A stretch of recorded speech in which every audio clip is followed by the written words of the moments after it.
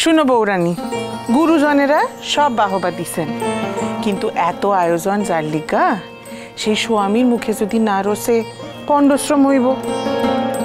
নতুন বউ, এইটি হচ্ছে আমাদের নাটোরের একখান বিশেষ নিয়ম, বুঝলে? এই যে এইখানেও কিন্তু উপহার আছে। বাবা গো, আবার উপহার? এইবার আমাগো কান্ত নিজে থিকা উপহার দিব। নিজের পছন্দ মতন। থামো ঠাকুরজি, উপহার তো আছে, কিন্তু আগে দেখি আমার কান্তর রান্না পছন্দ হয় কি না। আয়া পড়ছে, আইসো আইসো আইসো আইসো। দেখেন, পরীক্ষা নেওয়ার আসল লোক তো আয়াই পড়ছে। আইসো ঠাকুর, বসো। এই দেখো, ভবানী নিজের হাতে ভাত বাড়ছে তোমার। বসো বসো কান্ত।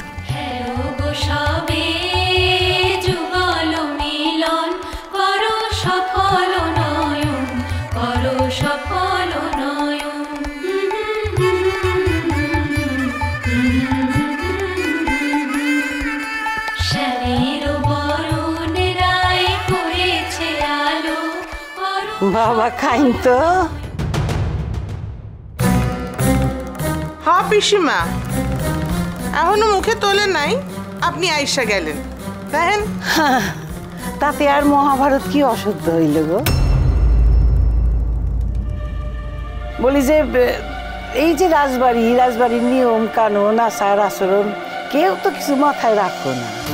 আমাদের যুবরাজ যাইয়া বিশ্বাস কইরা বউরে লইয়া আইছে, এখন আবার খাওয়ানোর ব্যবস্থাও হয়েছে।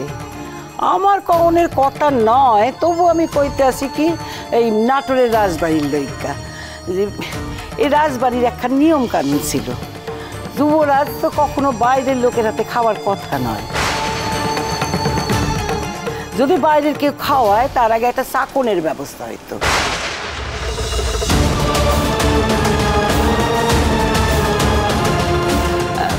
তোমাদের সিদ্ধান্ত, কি লইবে না লইবে সে তোমাদের সিদ্ধান্ত, আমার কি এসে যায়। কিন্তু কথা হয়েছে, অবশ্য যুবরাজ তো আসলে যুবরাজ নয়,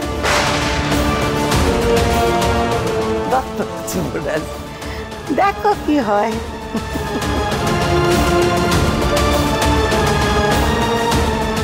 প্রয়োজন নেই পিসি ঠাকুমা, আমি জানি রাজরানী আমার খাবারে বিষ মেশাবে না।